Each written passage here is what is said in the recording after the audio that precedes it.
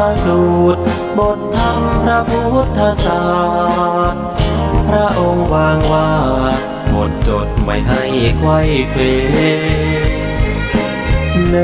วคิดตามเหตุผลปนเปอาจมีโยเย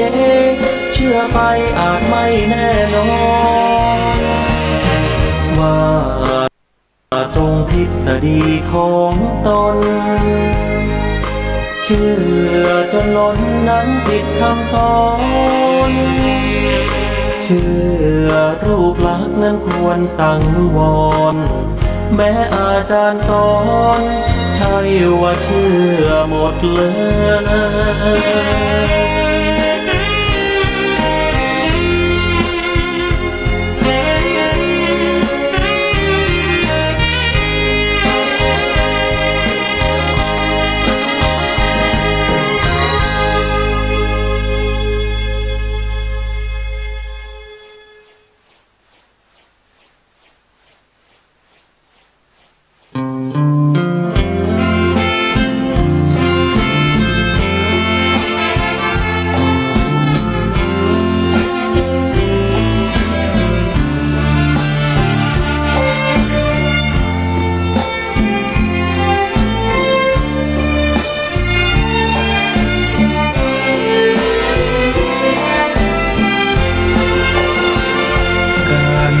เป็นทุกข์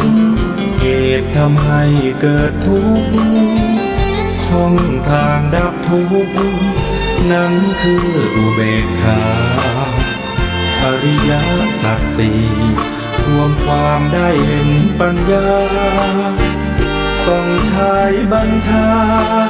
ในภาวะจิตในโลกิยธรรมโลกุตรธรรมจุดเชื่อมที่นำเจริญสมาธิใจโคตระภูญาณเชี่ยวชาญมั่นคงสดใสปัจจักตั้งใช้อธิบายถ่ายทอดให้เห็นโคตระภูญาณสิ่งที่พระองค์ทรงรู้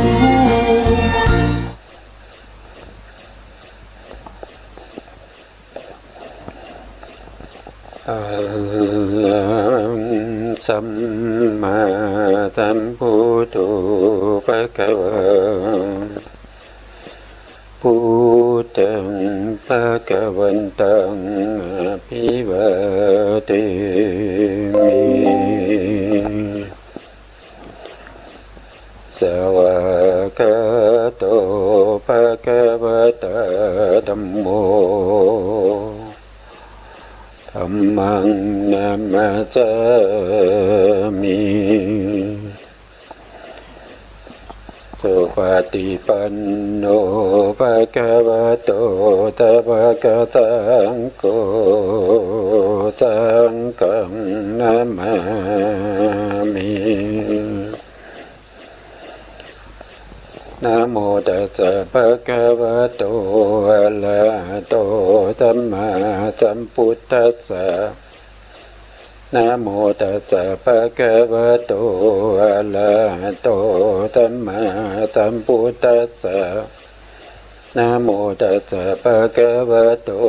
อะระหะโตสัมมาสัมพุทธัสสะสัมมาสัมพุทธมาตุลังสาสะธัมมากาโนตมังอาภิวาทิยาปะเตสังอาภิตัมมัทธสังฆังตถาวุตตาภิตัมมัตตาจตุทะปรมัตตโตจิตตังเจตสิกังรูปังนิพพานามิติสัพพทาขอกราบนมัสการพระมหาเถระพระสังฆาธิการพระเถรานุเถระ และขอสวัสดีท่านผู้ฟังและผู้ชมทุกท่านที่ติดตามในรายการพระไตรปิฎกลอยฟ้าในเนื้อหาของพระอภิธรรมนะครับครั้งนี้ก็เป็นครั้งที่36นะครับในสมุจจยสังคหะอกุศลสังคหะนะครับซึ่งอกุศลสังคหะก็มีอกุศลอยู่ทั้งหมด9กองด้วยกันนะครับซึ่งเราก็ได้ศึกษาไปแล้วถึงกองที่4นะครับตอนนี้เราอยู่ในกองที่5นะกองที่5ก็คืออุปทานนะอุปทานก็คือเรื่องของการยึดมั่นในความเห็นผิดนะในความเห็นผิดของตนนะซึ่งครั้งที่แล้วผมก็ได้พูดถึงในเรื่องของกามมุปทานนะกามมุปทานก็คือความติดใจยึดมั่นในวัตถุกรรมทั้ง6นะครับก็คือได้แก่ไปดูที่สไลด์นะก็คือได้แก่หนึ่งก็คือเรื่องของเรื่องของรูปกรรมมุปทานนะครับรูปกรรมมุปทานก็รูปตรงนี้ก็คือสีสันวรรณะที่เราสามารถที่จะเห็นได้ด้วยตานะครับเมื่อเราเห็นด้วยตาแล้วเกิดความยินดีพอใจสิ่งนั้นเป็นรูปกามุปาทานองค์ธรรมก็คือได้แก่ตัวโลภะที่มีโลภะนี่หมายถึงโลภะเจตสิกนะโลภะเจตสิกที่อยู่ในโลภะมูลจิต8นะครับที่มีความยินดีพอใจในรูปนั้นนะครับในรูปที่เราเห็นนะก็เรียกว่าเป็นรูปกามุปาทานนะในส่วนข้อที่2นี้ก็จะเป็นสัทธกามุปาทานอันนี้ก็คือยินดีพอใจในการได้ยินเสียงที่เราชอบใจนะครับปัจจุบันนี้ก็ส่วนใหญ่ก็จะเป็นเสียงเพลงนะครับเสียงเพลงนะเสียงเพลงคอนเสิร์ตต่างๆนะครับที่บัตรค่าชมเนี่ยไม่ใช่ถูกนะครับหลายพันนะก็แย่งกันนะครับแย่งกันที่จะซื้อบางทีก็แย่งประมูลกันนะครับในการที่จะเข้าไปชมเข้าไปดูนะครับแล้วก็เข้าไปฟังเสียงนะครับไปฟังเสียงที่ตัวเองชอบนะครับอย่างนี้ก็เป็นสัทธกามุปทานนะอันนี้องค์ธรรมก็ได้แก่โลภะเจตสิกเหมือนกันนะครับที่อยู่ในโลภะมูลจิต8นะข้อที่3ก็คือเรื่องของกลิ่นนะครับก็จะเรียกว่าเป็นคันทะนะคันทะกามุปาทานนะคันทะกามุปาทานก็คือการได้ดมกลิ่นนะครับได้ดมกลิ่นที่ตัวเองชอบนะที่ตัวเองชอบแล้วก็ยึดมั่นว่ากลิ่นนี้เป็นกลิ่นที่ฉันได้กลิ่นเป็นกลิ่นที่ฉันดมแล้วมีความสุขอย่างเงี้ยอันนี้ก็องค์ธรรมก็ได้แก่โลภะเหมือนกันนะโลภะเจตสิกที่ในโลภะมูลจิต8นะข้อที่4ก็คือลัสสะ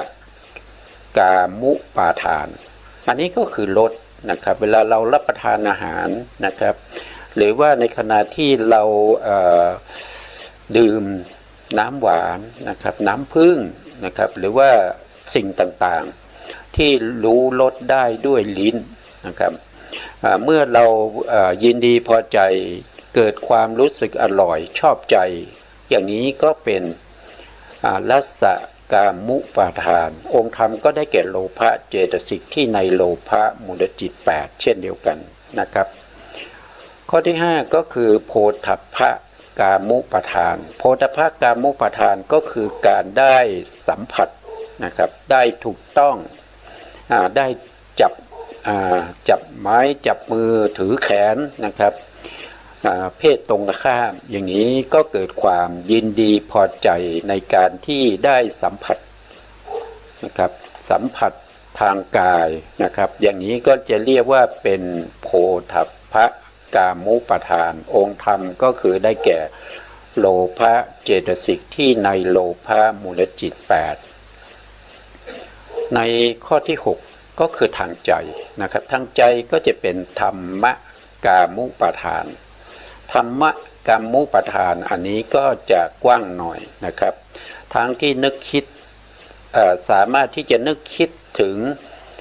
รูปารมณ์ก็ได้สัทธารมณ์ก็ได้คันธารมณ์ก็ได้รัสสารมณ์ก็ได้โพธพารมณ์ก็ได้ที่ตัวเองชอบเมื่อนึกคิดแล้วก็ยินดีติดใจนะครับยินดีติดใจนี้ติดใจในสิ่งที่ตัวเองนึกคิดได้นะครับว่าฉันคิดถึงนะฉันระลึกถึงนะครับได้ลึกถึงรูปได้ลึกถึงเสียงได้ลึกถึงกลิ่นรสแล้วก็สัมผัสแต่ก็ชอบใจอย่างนี้เป็นต้นนะครับเพราะทั้งหมดนี้ก็คือโลภะเจตสิกนะที่ประกอบอยู่ในโลภะมูลจิต8นะซึ่งธรรมะเนี่ยเป็นสภาวะที่กว้างขวางนะครับสามารถที่จะรู้ได้ทั้งรูปเสียงกลิ่นรสด้วยนะครับแล้วก็นึกคิดทางใจเอาเองก็ได้นะแต่เวลานึกถึงรูปเนี่ยต้องเป็นรูปที่เราเคยเห็นมาแล้วนะครับเราเคยเห็นมาแล้วถ้าเราไม่เคยเห็นเนี่ยเราจะนึกไม่ถูกต้องนะครับเช่นเราไม่เคยเห็นสมมติว่าเราไม่เคยเห็นพระพุทธเจ้าอย่างนี้นะแล้วเราลองนึกดูว่าพระพุทธองค์เนี่ยจะมีหน้าตานะครับหรือว่ารูปร่างเป็นยังไงเนี่ยนึกได้ไหมนะผู้ที่จะนึกได้ก็คือผู้ที่เคยเห็นนะครับผู้ที่เคยเห็นนะแต่ถ้าผู้ที่ไม่เคยเห็นเนี่ยไม่สามารถที่จะนึกได้นะครับนึกไปก็ไม่ถูกนะครับนึกไปก็ไม่ถูกแน่นอนนะครับถึงแม้เราจะศึกษาในลักษณะของพระสัมมาสัมพุทธเจ้าที่เราเรียกว่าเป็นมหาปุริลักษณะ32อนุพยัญชนะอีก80เราจะช่ำชองขนาดไหนก็ตามไม่สามารถที่จะนึกได้ถึงรูปร่างหน้าตาผิวพรรณของพระสัมมาสัมพุทธเจ้าได้เพราะเราไม่เคยเห็นใช่ไหมครับก็เช่นเดียวกันถ้าเรายังไม่เคยเห็นพระสารีบุตรเนี่ยเราจะระลึกถึงพระสารีบุตรเนี่ยเราจะระลึกเป็นใบหน้าอย่างไรนึกไม่ได้นะครับธรรมกามุปาทานเนี่ยธรรมะตัวนี้ถ้าจะระลึกนึกถึงหรือว่าตึกถึงคิดถึงได้นี่จะต้องเป็นสภาวะที่เราเคยได้เห็นมาแล้วได้ยินมาแล้วได้กินมาแล้วได้รสมาแล้วแล้วก็ได้สัมผัสมาแล้วถึงจะระลึกถึงจะนึกถึงได้อย่างถูกต้องนะเพราะฉะนั้นการปฏิบัติวิปัสสนาเนี่ยเราก็จะต้องระลึกถึงรูปนามที่กำลังปรากฏอยู่นะครับรูปนามที่กำลังปรากฏอยู่ถ้ารูปนามที่ยังไม่ปรากฏเนี่ยเราระลึกยังไงมันก็ไม่สามารถที่จะระลึกได้ไม่สามารถที่จะระลึกได้ก็ถูกต้องไม่ได้นะครับอย่างเช่นการที่เรากำหนดเรื่องของรูปนามโดยความเป็นรูปเป็นนามสามารถที่จะแยกรูปแยกนามได้เป็นเขาเรียกว่าเป็นญาณที่1นะครับสังขารรูปเปกขายานหรือว่าเป็นนามรูปปริเฉทญาณถ้าเราไม่เคยเห็นมาก่อนเนี่ยเราก็ระลึกไม่ได้นะครับไม่เคยถูกต้องสัมผัสมาก่อนนะเราก็ระลึกไม่ได้นะถึงระลึกไปมันก็ไม่ถูกมันก็ไม่ตรงตามความเป็นจริงนะเพราะฉะนั้นการที่เราจะนึกถึงคิดถึงทางใจนี่จะต้องเป็นสิ่งที่เราเคยสัมผัสถูกต้องมาก่อนเราถึงจะสามารถระลึกได้นะครับอย่างเช่นมีเรื่องในตำนานท่านได้พูดถึงในเรื่องของพระอุปคุตนะครับพระอุปคุตเนี่ยก็เป็นพระอรหันต์นะครับท่านก็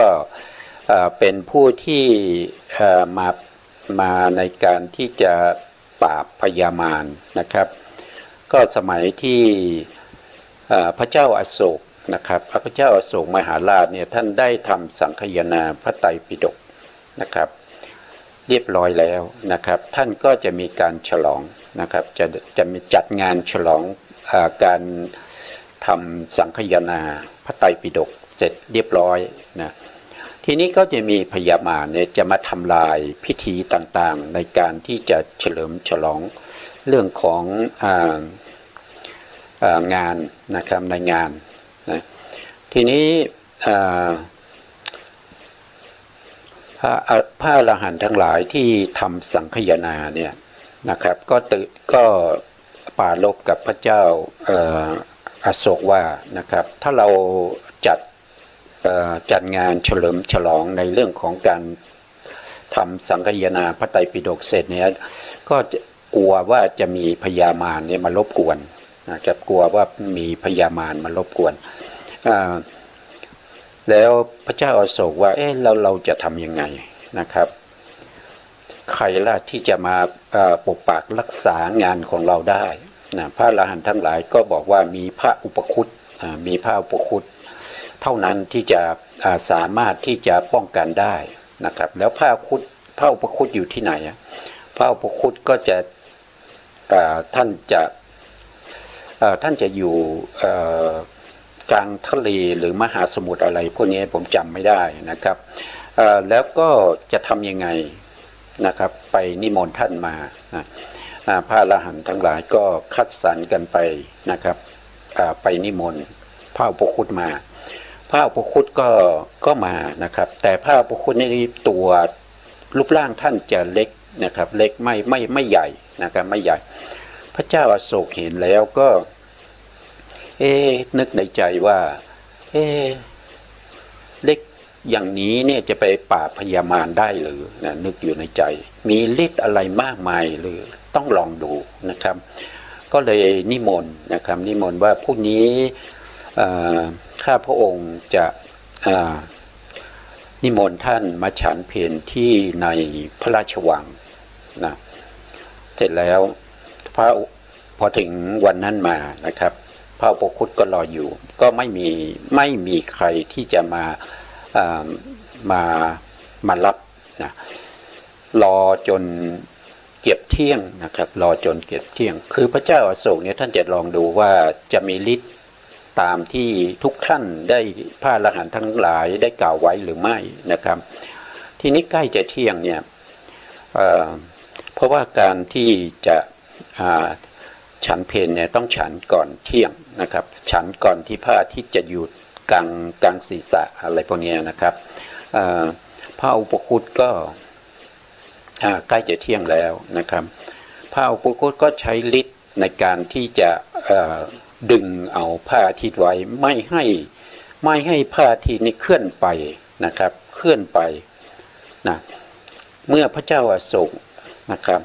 ใกล้จะเที่ยงแล้วเหลืออีกไม่ถึงนาทีนะครับก็ไปนิมนต์นะครับแล้วก็ให้ทหารไปรับมานะครับทหารก็ไปรับพระอุปคุตก็ทำฤทธิ์โดยการหน่วงเอาผ้าอาทิตย์ไว้ไม่ให้เคลื่อนต่อไปนะครับพระเจ้าอโศกก็มาดูพระอาทิตย์นะครับพระอาทิตย์วันนี้ทำไมไม่เคลื่อนนะครับไม่เคลื่อนปกติก็น่าจะเคลื่อนแล้วทำไมไม่เคลื่อนนะครับพระอุปคุตมาก็ฉันเสร็จเรียบร้อยอะไรเสร็จเรียบร้อยนะครับแล้วก็คายฤทธิ์นะพระอาทิตย์ก็จะเคลื่อนไปนะครับพระเจ้าอโศกได้ทราบอย่างนั้นก็เกิดความปิติเกิดความสมนัสนะครับว่าพระอุปคุตเนี่ยท่านมีฤทธิ์จริงๆนะครับฤทธิ์ท่านมีมากจริงๆนะครับพอวันงานมาพอวันที่จะฉลองสังฆยนาพระไตรปิฎกเนี่ยนะใกล้มาถึงหรือมาถึงแล้วนะพญามารก็มาจริงๆมาทำลายพิธีต่างๆนะครับพระอุปคุตก็เป็นผู้ที่มีหน้าที่ในการขัดขวางพญามารไม่ให้พญามารเนี่ยเข้ามาใกล้นะครับพญามารก็พยายามที่จะเข้ามาใกล้นะครับแต่พระอุปคุตก็สามารถที่จะปราบพญามารได้ด้วยการเอาสุนัขนะครับสุนัขเน่านะครับที่ตายแล้วกินเหม็นนะครับ เอาแขวนคอของพญามารเอาไว้นะแล้วก็จับพญามารเนี่ยไปขังไว้ตรงภูเขานะครับตรงภูเขาแล้วก็เอาสุนัขเน่าเนี่ยแขวนไว้ที่คอนะครับตลอด7 วันนะครับพญามารก็ทำอะไรไม่ได้นะครับด้วยฤทธิ์ของพระอุปคุตนะหลังจากนั้นหลังจากเสร็จงานเรียบร้อยนะครับพญามารก็พญามารก็พูดว่าเราขัดขวางพระสมณโคดมนะครับนิมนต์พระสมณโคดมให้ปรินิพพานทำทุกสิ่งทุกอย่างกับพระสมณโคดมกับพระพุทธเจ้าแต่พระพุทธเจ้านี้ไม่เคยโต้ตอบเราเลยนะครับไม่เคยทำอะไรเราเลยนะแต่พระอุปคุตเนี่ยทำไมมาถึงทำกับเราอย่างนี้นะครับทำกับเราให้เราเนี่ยถูกขังไว้ในซอกเขาแล้วก็ยังเอาสุนัขเน่ามาแขวนอยู่ที่คอของเราจะเอาออกก็ออกไม่ได้นะก็ตัดพ้อต่อว่ากันอย่างเงี้ยทั้ง7 วันนะครับพรรณนาไปถึงพระพุทธเจ้าว่าพระพุทธเจ้ามีคุณมากมายอย่างนั้นอย่างนี้นะพญามารเป็นผู้ที่ระลึกถึงพระพุทธเจ้าได้เพราะพญามารเนี่ยท่านเคยเห็นพระพุทธเจ้านะครับแล้วก็เคยสัมผัสเคยนิมนต์พระพุทธเจ้าให้ปรินิพพานนะครับเคยทำสิ่งต่างๆมารบกวนในตอนที่พระโพธิสัตว์กำลังจะตรัสรู้เป็นพระสัมมาสัมพุทธเจ้าในคืนวันเพ็ญเดือน6วิสาขะนะครับก็มารบกวนตลอดเวลาเลยนะครับแต่ก็ทำอะไรพระพุทธเจ้าพระโพธิสัตว์ไม่ได้นะครับแล้วก็พระโพธิสัตว์ก็ไม่ได้โต้ตอบอะไรนะครับจนในที่สุดเนี่ยพระโพธิสัตว์ก็ได้ตรัสรู้เป็นพระพุทธเจ้านะหลังจากนั้นพองานฉลองพระไตรปิฎกเนี่ยเสร็จเรียบร้อยนะพระอุปคุตก็ไปคายมนต์นะครับให้พญามารนะพญามารก็มาก็ต่อว่านะครับต่อว่า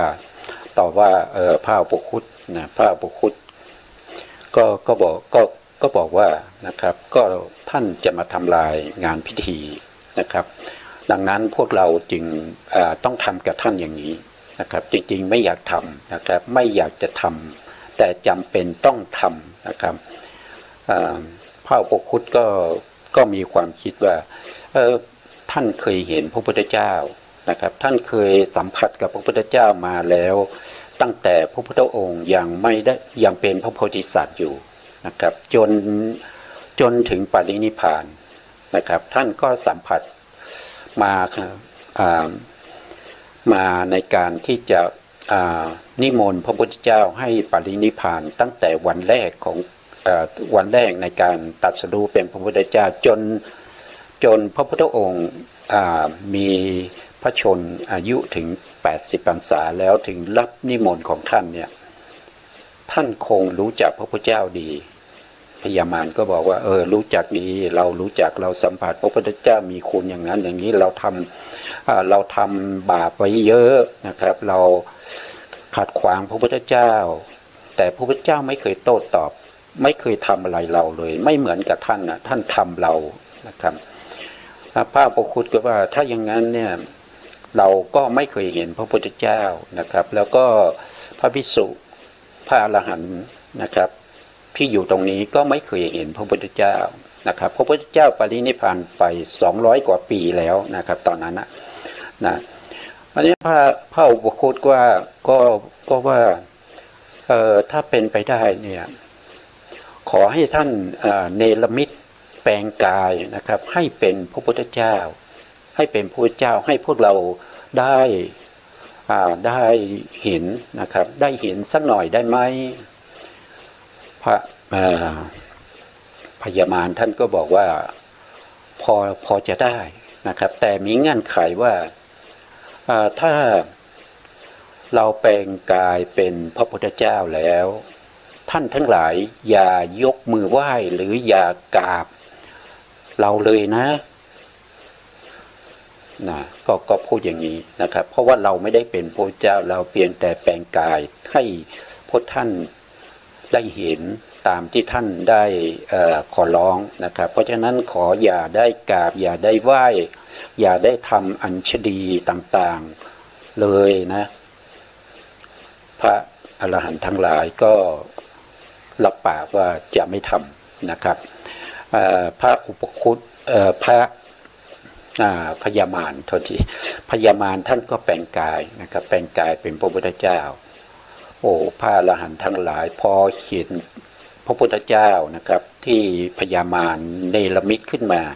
ไม่ว่าจะเป็นใครก็ตามก้มลงกราบหมดเลยนะครับก้มลงกราบทุกรูปเลยนะครับเพราะว่าไม่เคยเห็นบุคคลที่มีลักษณะมหาปุริลักษณะ32ประการอนุพยัญชนะ80เนี่ยมันเป็นอย่างนี้เองนะครับอันนี้ก็ให้พวกเราได้เข้าใจว่าสิ่งที่ไม่เคยเห็นเนี่ยเราจะระลึกไม่ได้นะครับมีแต่บุคคลที่เคยเห็นเท่านั้นที่จะระลึกได้อย่างเช่นพญามารเนี่ยต่อกรกับพระพุทธเจ้ามาตั้งแต่เป็นพระโพธิสัตว์นะครับจนพระพุทธเจ้าปรินิพพานเนี่ยคุ้นเคยสัมผัสกับพระพุทธเจ้ามาด้วยกันมากมายเพราะฉะนั้นพญามารจึงสามารถที่จะแปลงกายเนี่ยให้เหมือนกับพระพุทธเจ้าได้แต่พระอรหันต์ทั้งหลายเนี่ยท่านมาเกิดในยุคของพระเจ้าอาโศกเนี่ยห่างกันถึง200กว่าปีไม่เคยเห็นนะไม่เคยเห็นพอได้เห็นทุกท่านก็ลืมนะครับลืมคำที่ให้ไว้กับพญามารก้มลงกราบหมดพญามารก็ตกใจก็แปลงร่างกลับมาเป็นพญามารนะครับแล้วก็ว่าทำไมรับปากแล้วไม่ใช่หรือว่าเป็นพระอรหันต์มากราบมาไหว้พญามารอย่างเราเนี่ยทำให้เราเนี่ยมีบาปนะครับมีบาปมากขึ้นนะครับพระอรหันต์ทั้งหลายก็ตอบว่าเราไม่ได้กราบพญามารแต่เรากราบพระพุทธเจ้านะครับเรากราบพระพุทธเจ้าพระพุทธเจ้าถึงแม้ว่าจะเป็นพระพุทธเจ้าองค์เทียมหรือว่าเป็นพระพุทธเจ้าที่ท่านเนรมิตขึ้นมาก็ตามนะครับเราลึกถึงพระพุทธเจ้าเราเห็นแล้วว่าพระพุทธองค์เนี่ยมีลักษณะอนุพยัญชนะ32นะครับแล้วก็มีอนุพยัญชนะอีก80นะครับมีลักษณะอย่างนี้นั่นเองนะครับเราไม่ได้กราบท่านแต่เรากราบพระพุทธเจ้าที่เรานับถือนะครับเรื่องนี้ก็แสดงให้เห็นถึงว่าถึงแม้เป็นพระอรหันต์นะครับถึงแม้เป็นผู้ที่มีฤทธิ์มากสามารถที่จะปราบพญามารเนี่ยพระพุทธองค์ก็ไม่ทำอะไรนะครับพระพุทธองค์ไม่ได้ทำอะไรแก่พญามารนะครับถึงเป็นพระอุปคุตที่มีฤทธิ์มากนะครับก็ยังเห็นรูปเนรมิตพระพุทธเจ้าแล้วยังก้มลงกราบนะครับก็ก้มลงกราบนะครับเพราะฉะนั้นเรื่องนี้ก็เป็นเรื่องที่ให้พวกเรานึกถึงได้นะครับว่ามีบางคนบางท่านเนี่ยเอารูปอะไรก็ไม่รู้นะครับห่างกันตั้ง 2,000 กว่าปีแล้วก็มาบอกว่ารูปวันนี้เป็นรูปของพระพุทธเจ้านะครับซึ่งรูปที่จะเป็นของพระพุทธเจ้าเนี่ยจะต้องเป็นรูปที่ใครเห็นใครพบก็จะต้องมีความรู้สึกถึงความศรัทธานะครับมีความระลึกถึงว่าสิ่งที่เป็นมนุษย์เหนือกว่ามนุษย์นะครับเป็นบุรุษยิ่งกว่าบุรุษเนี่ยไม่มีนะครับไม่มีแต่พระพุทธเจ้าเท่านั้นนะครับเอารูปอะไรก็ไม่รู้นะครับมาอ้างว่าเป็นรูปของพระพุทธเจ้าก็ให้พวกเราพิจารณาให้ดีก็แล้วกันนะครับว่าจริงๆแล้วมันเป็นไปได้ไหมนะครับ 2,560 กว่าปีแล้วนะครับจะเอารูปที่ไหนมานะครับสมัยที่พระเจ้าอโศกยังไม่มีเลยนะสมัยพระเจ้าอโศกห่างจากพระพุทธเจ้าปรินิพพานแค่230กว่านี้นะครับ230กว่าปีเท่านั้นเองนะอันนี้ก็เราอย่าตื่นข่าวนะครับพิจารณาให้ดีนะครับพิจารณาให้ดีนะครับการที่เราจะ จะนับถืออะไรเนี่ยเราต้องประพฤติปฏิบัติตามที่พระพุทธองค์ได้แสดงไว้นะครับพระพุทธองค์ได้แสดงเรื่องของกรรมเรื่องของกัลมาสูตรนะครับพวกเราก็ต้องอย่าลืมนะครับอย่าลืมไม่ใช่ว่าเราต้องพิสูจน์ให้ได้ก่อนว่าเป็นจริงหรือเปล่านะครับไม่ใช่เขาบอกอะไรเราก็เชื่อนะครับเราก็เชื่อไปตามนั้นมันไม่ถูกนะครับมันไม่ถูกเพราะฉะนั้นพวกเราจะต้องเป็นบุคคลที่มีปัญญานะครับมีปัญญาในการพิจารณาให้ดีว่ามันเป็นไปได้ไหมนะครับแล้วพูดถึงเรื่องนี้ก็มีอีกเรื่องหนึ่งนะครับไม่นานมานี้นะครับก็มีบางท่านบางคนเนี่ยเขาเอาพระธาตุมานะครับเขาบอกว่าเขาอันนี้เป็นพระธาตุของพระกัสสปะสัมมาสัมพุทธเจ้าซึ่งเป็นพระพุทธเจ้าก่อนหน้าของสมณโคดมนะครับเป็นพระพุทธเจ้าที่ปรินิพพานไปก่อนพระพุทธเจ้าของเราจะได้ตรัสรู้เป็นพระพุทธเจ้านะครับถ้าเราดูในอรรถกถาเนี่ยเราจะพบว่าเราจะพบเรื่องของพระธาตุของพระสัมมาสัมพุทธเจ้ากัสสปะสัมมาสัมพุทธเจ้าเนี่ยท่านได้บอกไว้ชัดเจนนะครับในอรรถกถาเนี่ยท่านบอกว่าพระธาตุเนี่ยจะไม่แตกแยกจะรวมเป็นแท่งรวมเป็นก้อนเดียวกันนะครับไม่มีพระธาตุที่กระจัดกระจายเหมือนกับพระสมณโคดมนะแล้วก็พระธาตุของพระกัสสปะสัมมาสัมพุทธเจ้าเนี่ยเมื่อศาสนาของพระองค์เนี่ยสิ้นไปเนี่ยพระธาตุทั้งหลายก็จะอันตรธานไปหมดนะครับไม่เหลือนะไม่เหลืออย่างเช่นพระพุทธเจ้าของเราปัจจุบันนี้โคตมะนะครับพระบรมสารีริกธาตุนี้ก็จะประดิษฐานอยู่ณที่ต่างๆเนี่ยมากมายเหลือเกินไม่ว่าจะเป็นเทวโลกนะครับไม่ว่าจะเป็นนาคพิภพก็ยังมีนะครับแล้วก็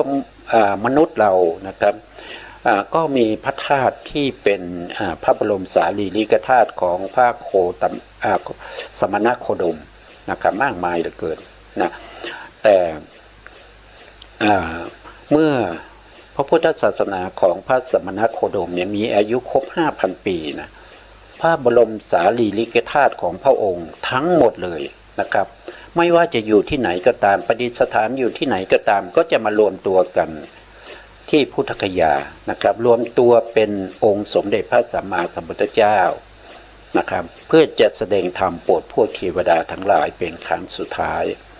นะครับหลังจากที่แสดงธรรมเป็นครั้งสุดท้ายอันนี้คือเป็นพระพุทธเจ้าที่รวบรวมมาจากพระธาตุทั้งหลายที่เป็นของพระสัมมาสัมพุทธเจ้านะครับแล้วก็รวมตัวกันเป็นองค์สมเด็จพระสัมมาสัมพุทธเจ้าที่พุทธคยาต้องไปที่พุทธคยานะครับแล้วพระองค์จะแสดงธรรมโปรดพวกเทวดานะไม่ได้โปรดพวกมนุษย์นะโปรดพวกที่เป็นเทวดานะหลังจากที่พระพุทธองค์แสดงธรรมจบลงแล้วเนี่ยพระพุทธองค์จะมีการประชุมเพลิงนะประชุมเพลิงพระบรมสารีริกธาตุทั้งหลายทั้งหมดเลยเป็นการสิ้นสุดพระพุทธศาสนาของพระโคตมะเราก็จะเห็นว่าพระพุทธเจ้าแต่ละพระองค์เนี่ย ท่านจะมีการประชุมเพลิงพระบรมสารีริกธาตุเมื่อครบอายุของพระพุทธศาสนาแล้วนะครับจะไม่ให้เหลือรอดไปถึงพระพุทธเจ้าองค์อื่นนะอันนี้ก็ให้พวกเราทราบนะครับว่าการที่มีพระธาตุของพระพระกัสสปะสัมมาสัมพุทธเจ้าผ่านมาจนถึงวันนี้เนี่ยอันนั้นมันจริงหรือไม่นะครับท่านก็พิจารณาเอาเองในอรรถกถาเนี่ยท่านได้กล่าวไว้ว่าพระธาตุของพระพระกัสสปะสัมมาสัมพุทธเจ้าเนี่ยจะไม่แตกกระจัดกระจายนะครับจะรวมตัวเป็นองค์เป็นแท่งเลยนะครับไม่กระจายไปที่อื่น นะเพราะอะไรถึงไม่กระจัดกระจายเหมือนกับพระสมณโคดมนะครับท่านก็บอกว่าการที่ไม่กระจัดกระจายเนี่ยเนื่องจากว่าศาสนาของพระกัสสปะสัมมาสัมพุทธเจ้าเนี่ยมีบุคคลที่นับถือเนี่ยมากมายมากกว่าพระสัมมาสัมพุทธเจ้าโคตมะนะครับเพราะฉะนั้นท่านก็จะรวมเป็นกลุ่มเป็นก้อนนะครับแต่ศาสนาของพระสัมมาสัมพุทธเจ้าโคตมะเนี่ยมีผู้ที่นับถือน้อยกว่าเพราะฉะนั้นจึงจำเป็นที่ต้องกระจายพระธาตุออกไปให้บุคคลทั้งหลายเนี่ยได้กราบไหว้ได้มีศรัทธานะครับได้มีศรัทธานะอันนี้ก็เป็นเรื่องเล่าสู่กันฟังนะครับเพราะว่าเราจะหลักการที่เราจะนับถือการที่เราจะเชื่อสิ่งใดสิ่งหนึ่งเราก็ต้องพิจารณาให้ดีก่อนนะครับนะอันนี้ก็มันการที่เราไม่พิจารณาแล้วเรายึดถือมันเป็นทิฏฐิอย่างหนึ่งนะมันเป็นทิฏฐิเป็นความเห็นผิดอย่างหนึ่งนะครับก็จัดมาอยู่ในถ้าเรายึดมั่นอยู่นะครับก็จัดอยู่ในอุปทานได้เหมือนกันนะครับจัดเข้ามาอยู่ในอุปทานนะครับเป็นทิฏฐิพิเศษนะครับเป็นทิฏฐิพิเศษที่พิเศษไปจากการที่เราเรียกว่าเป็นทิฏฐิแบบสามัญนะครับเรามาดูรายละเอียดต่อนะครับตรงนี้ตรงนี้ท่านก็บอกว่านะครับ2นะครับที่ถูกปาทานนะครับความติดใจยึดมั่นในความเห็นผิดนะครับทิฏฐินี่แปลว่าความเห็นผิดนะในพระอภิธรรมเนี่ยทิฏฐิต้องแปลว่าความเห็นผิดแต่ถ้าในพระสูตรเนี่ยคำว่าทิฏฐิเนี่ยแปลได้เฉพาะความเห็นเท่านั้นจะผิดหรือไม่ผิดเนี่ยยังไม่รู้นะถ้าเป็นในพระสูตรเนี่ยถ้าผิดท่านจะเขียนว่ามิจฉาทิฏฐิมิจฉาทิฏฐิแต่ถ้าเป็นความเห็นถูกท่านก็จะเขียนว่าเป็นสัมมาทิฏฐินะแต่ถ้าในอภิธรรมเนี่ยคำว่าทิฏฐิคำเดียวเนี้ยก็ถือว่าเป็นความเห็นผิดนะเป็นความเห็นผิดทิฏฐิแปลว่าความเห็นผิดทิฏฐิเนี่ยคือเจตสิกที่เป็นอกุศลเจตสิกนะครับซึ่งอยู่ในกลุ่มของโลติกะเจตสิก3นะครับซึ่งมีโลภะเจตสิกเนี่ยเป็นประธานนะครับแล้วก็มีทิฏฐิกับมานะเนี่ยเป็นบริวารนะทิฏฐิคือความเห็นผิดนี่แบ่งออกเป็น2ประเภทด้วยกันนะครับแบ่งออกเป็น2ประเภทก็คือได้แก่1ก็คือทิฏฐิสามัญนะครับทิฏฐิสามัญก็คือได้แก่สักกายทิฏฐิสักกายทิฏฐิก็คือความเห็นว่าเป็นตัวเป็นตนเป็นบุคคลเป็นเราเป็นเขาอันเป็นความเห็นผิดที่จัดว่าเป็นสามัญทั่วไปนะครับเป็นความเห็นผิดที่เป็นสามัญทั่วไปเพราะทิฏฐิชนิดนี้มีประจำอยู่ในตัวสัตว์เป็นปกติเป็นนิสัยเป็นอัธยาศัยอยู่แล้วนะครับปุถุชนทุกท่านนะครับไม่ว่าจะเป็นใครก็ตามจะเลิศเลอเป็นถึงพรหมจะเป็นถึงเทวดานะครับเป็นถึงพระโพธิสัตว์ที่กำลังจะได้ตรัสรู้นะครับอย่างเช่นพระศรีอริยเมตไตรนะครับท่านก็ตอนนี้ท่านก็ประทับอยู่ที่ชั้นดุสิตนะครับเทวดาชั้นดุสิตท่านก็ยังมีทิฏฐิประเภทนี้นะครับเพราะว่าท่านยังไม่ได้ตรัสรู้เป็นโสดาบันนะเพราะว่าทิฏฐิสามัญทิฏฐิพิเศษทิฏฐิทั้งหลายที่เป็นไม่ว่าจะเป็นนิยตมิติและมิจฉาทิฏฐิก็ตามนะครับประหารโดยความเป็นสมุจเฉทเนี่ยด้วยโสดาปัตติมรรคนะโสดาปัตติมรรคนี้เป็นตัวที่เข้าไปประหารที่มิจฉาทิฏฐิทั้งหลายเลยนะถ้าใครได้โสดาปัตติมรรคเนี่ยคนนั้นจะไม่มีทิฏฐิพวกนี้แม้แต่นิดเดียวนะครับจะไม่มีสักกายทิฏฐินะครับแล้วก็จะไม่มีทิฏฐิพิเศษไม่มีนิยตมิจฉาทิฏฐิไม่มีอเหตุกะทิฏฐิไม่มีนัตถิกะทิฏฐิไม่มีกิริยทิฏฐิ แล้วก็ไม่มีสัสสตทิฏฐินะแล้วไม่มีทิฏฐิ62ไม่มีอันตคาหิกะทิฏฐิคือหมดเลยนะครับหมดเลยเพราะโสดาปัตติมรรคเกิดแก่ท่านนะครับเพราะฉะนั้นความเห็นผิดก็ถูกโสดาปัตติมรรคประหารแล้วนะตามที่เราได้ทราบกันได้พูดคุยกันนะครับบางท่านจะบอกว่าในขณะที่มรรคจิตเกิดขึ้นนะครับมรรคจิตเนี่ยเป็นถ้าว่าโดยกุศลอกุศลเนี่ยเขาเป็นกุศลนะมรรคจิตเป็นกุศลเนี่ยจิตใจของเราในขณะนั้นน่ะมันเป็นสภาวะของความเป็นกุศลไม่มีโทษเป็นจิตที่ฉลาดให้ผลเป็นความสุขอยู่แล้วเมื่อมันเกิดขึ้นเนี่ยมันไม่มีอกุศลนะครับมันไม่มีโลภะมันไม่มีทิฏฐิมันไม่มีโมหะแล้วจะประหารอย่างไรนะจะประหารอย่างไรเมื่อมันไม่มีอกุศลให้มรรคประหารนะจะประหารอย่างไรนะครับถ้าเราศึกษาในเรื่องของอนุสัยนะอนุสัยยมกะนะครับอนุสัยยมกะนะท่านก็จะเห็นได้ว่าการที่มรรคโสดาปัตติมรรคหรือว่าเป็น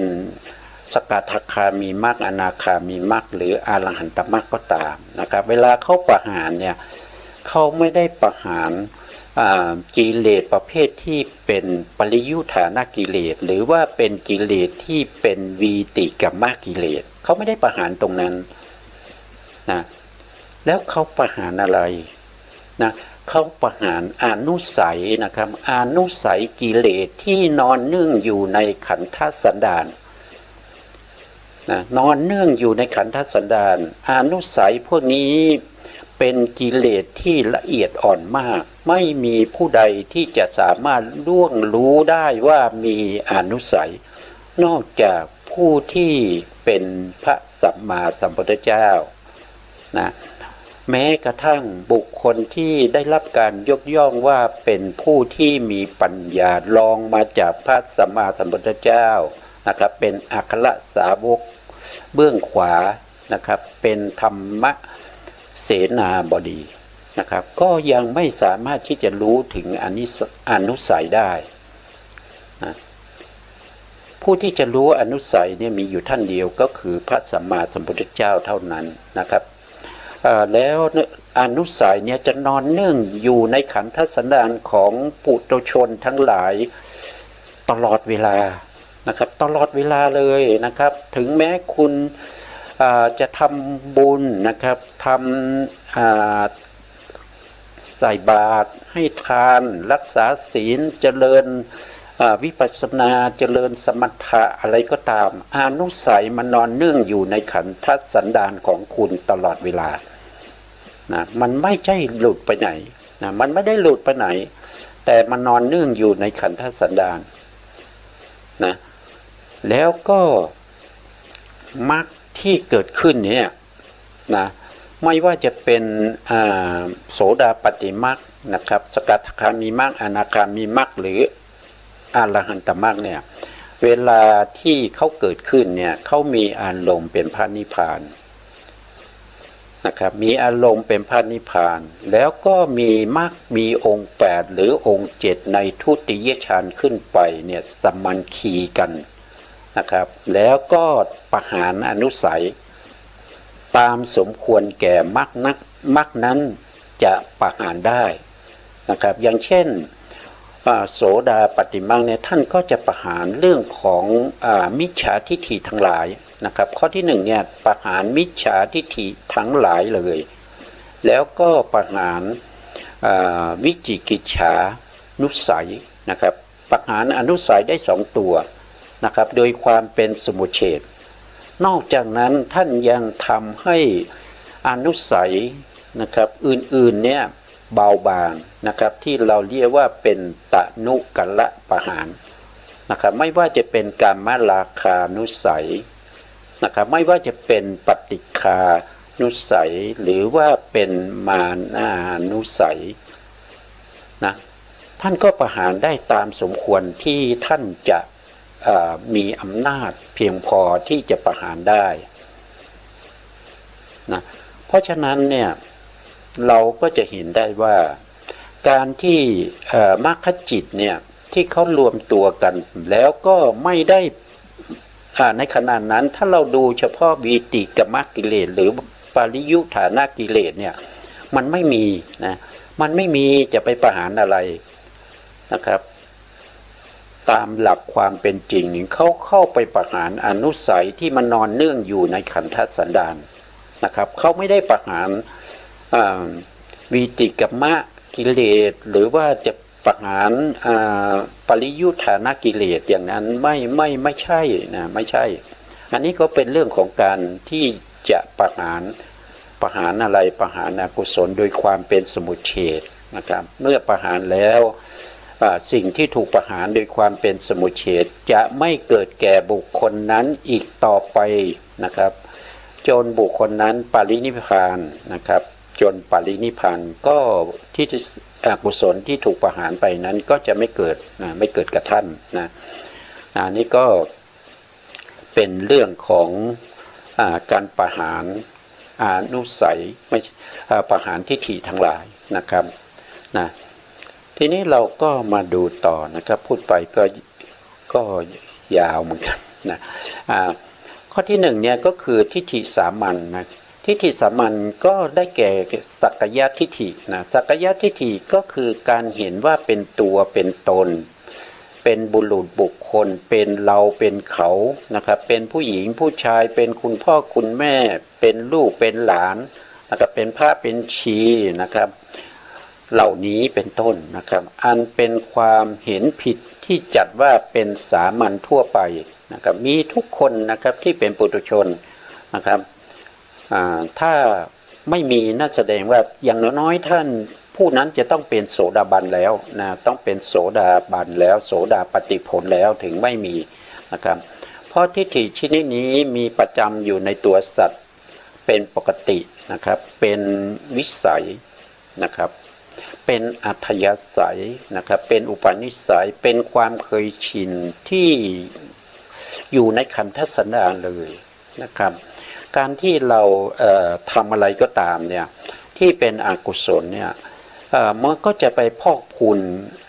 อนุสัยกิเลสในขันธสันดานเนี่ยให้มากขึ้นอยู่เรื่อยๆนะครับมากขึ้นอยู่เรื่อยๆตั้งแต่อเนกชาติมาจนถึงปัจจุบันเนี่ยเรามีอนุสัยที่มากมายเหลือเกินนะครับแล้วในโอกาสข้างหน้าที่เรายังมีชีวิตในการดำเนินชีวิตต่อไปเนี่ยที่เราจะไปทำอกุศลทั้งหลายนะครับไม่ว่าจะเป็นการฆ่าสัตว์ปาณาติบาตเบียดเบียนสัตว์ฆ่าสัตว์ลักทรัพย์นะครับประพฤติผิดในกามพูดปดพูดเท็จพูดสอดเสียดพูดเพ้อเจ้อพูดหยาบคายในการที่จะไปดื่มสุรายาเสพติดของมึนเมาทั้งหลายนะครับพวกนี้เนี่ยเมื่อเราทำไปแล้วเนี่ยมันก็จะไปพอกพูนอนุสัยให้มากขึ้นนะครับเพราะอนุสัยเนี่ยเขาจะนอนเนื่องอยู่ในเวทนานะเขาจะนอนเนื่องอยู่ในเวทนานะครับเมื่อตัวเวทนานี้เป็นเจตสิกตัวหนึ่งแล้วก็เวทนาเป็นเจตสิกประเภทที่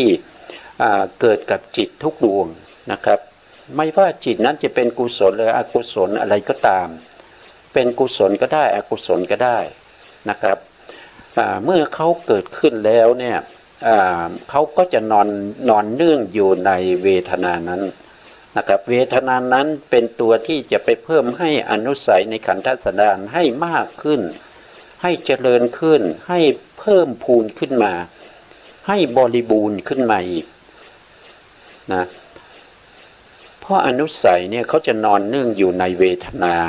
นะครับในเวทนาแล้วก็ในภพภูมินะครับในภพภูมิทั้ง30 ภูมินะครับยกเว้นอสัญญาสัตตภูมิเพราะว่าไม่มีนามธรรมนะครับไม่มีนามธรรม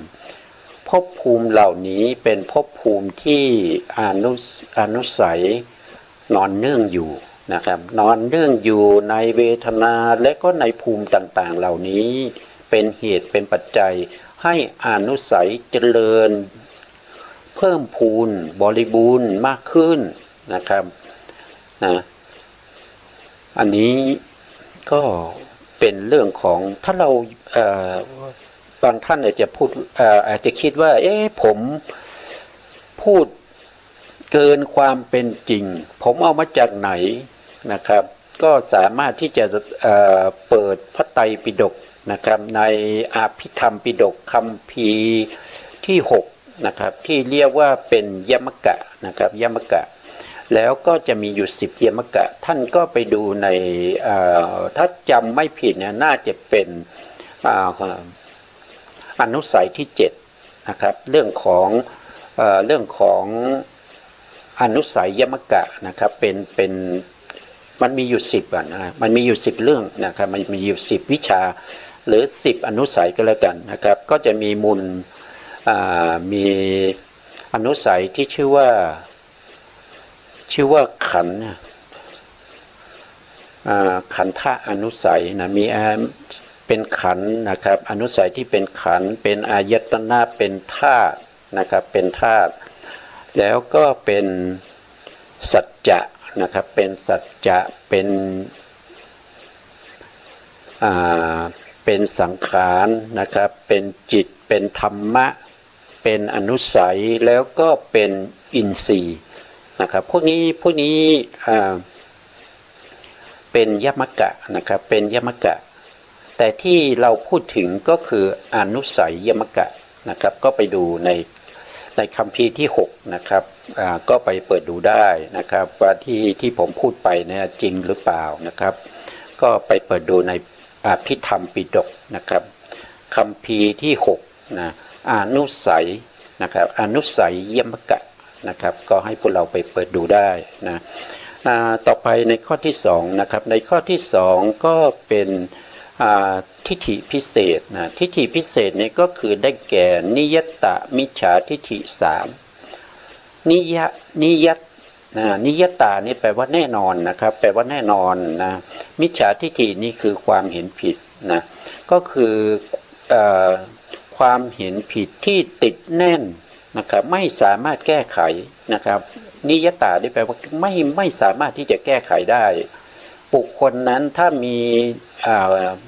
ความเห็นผิดประเภทนี้นะครับแล้วก็ติดอยู่ในใจโดยแก้ไขไม่ได้แม้แต่พระสัมมาสัมพุทธเจ้าพยายามที่จะช่วยแก้ไขแต่ก็แก้ไม่ได้นั้นเราจะเรียกว่าเป็นนิยตมิจฉาทิฏฐินิยตมิจฉาทิฏฐิมีอยู่3อย่างด้วยกันนะครับก็คือ1อาเหตุกะทิฏฐินะอาเหตุกะทิฏฐิก็คือไม่เชื่อในเรื่องของเหตุนะครับไม่เชื่อในเรื่องของเหตุอย่างเช่นที่เราปัจจุบันเนี่ยที่เรามีความสุขอยู่นะครับบางคนอาจจะมีความทุกข์อยู่นะครับบางคนอาจจะถูกเขาตีมาถูกเขาชกต่อยมาหรือว่าถูกเขาว่ากล่าวตักเตือนไม่เชื่อว่าสิ่งพวกนี้เนี่ยมันมีเหตุในอดีตที่เราเคยทำไว้แล้วเราจะมารับผลในขณะนี้ไม่เชื่อว่ามีเหตุแบบนั้นนะครับที่ตัวเองได้ประสบพบเจอนี่ก็เป็นแต่ว่ามันบังเอิญนะครับเป็นแต่บังเอิญเท่านั้นนะครับเชื่อในลักษณะนี้ก็เรียกว่าไม่เชื่อในเรื่องของเหตุก็คืออเหตุกะทิฏฐินั่นเองนะแล้วก็ไม่เชื่อในผลนะนัตถิกานี่คือผลนะตรงนี้ก็เป็นอเหตุกะนะครับไม่เชื่อในเหตุเนี่ยนะครับก็เป็นข้อความที่ต่อเนื่องมาจากอเหตุกะทิฏฐินัตถิกะทิฏฐินี่คือไม่เชื่อในเรื่องของผลไม่เชื่อในเรื่องของผลก็คือความเป็นอยู่ของเราปัจจุบันนี้เราทำอะไรก็ตามทำดีก็ตามทำชั่วก็ตามไม่เชื่อว่าเราจะได้รับผลในโอกาสข้างหน้าถึงแม้ว่าเราทำสิ่งที่ดีนะครับไม่ว่าจะเป็นกุศลเวลาเรามีเพื่อนที่เป็นชาวพุทธใช่ไหมครับสนิทสนมกันเราเนี่ยไม่มีศาสนาพูดง่ายๆว่าเราไม่มีศาสนาเราไม่ได้นับถือศาสนาใดๆเลยนะ เพื่อนเราชวนเราไปเข้าคอร์สนะครับวิปัสสนาเรากับเพื่อนก็สนิทสนมกันเราก็ไปเหมือนกันนะครับเราก็ไปเหมือนกันเขาให้ทำอะไรก็ทำแต่เราไม่มีความเชื่อว่าการที่เราเจริญวิปัสสนาอยู่ในขณะนั้นไม่เป็นผลให้เราได้รับความสุขในโอกาสข้างหน้าไม่เชื่อนะครับไม่เชื่อแต่ก็ทำไปอย่างนั้นเกรงใจเพื่อนนะครับเพื่อนชวนมาก็เลยมาอย่างเงี้ยไม่เชื่อว่าสิ่งที่กำลังทำอยู่นี้จะมีผลในโอกาสข้างหน้าประเภทนี้เป็นประเภทที่เชื่ออย่างมั่นคงนะครับแก้ไขไม่ได้นะครับเป็นนิยตมิจฉาทิฏฐินะครับที่เป็นนัตถิกะทิฏฐินะอันนี้คือไม่เชื่อผลนะครับแล้วก็อีกอันหนึ่งก็คืออากิริยะนะครับอากิริยะเวลาจะหมดอีกแล้วนะครับอากิริยะก็คือไม่เชื่อทั้งเหตุและไม่เชื่อทั้งผลนะครับไม่เชื่อทั้งเหตุและไม่เชื่อทั้งผลอันนี้เราต้องเอาไว้แค่นี้ก่อนนะครับเอาไว้ในโอกาสต่อไปนะครับวันนี้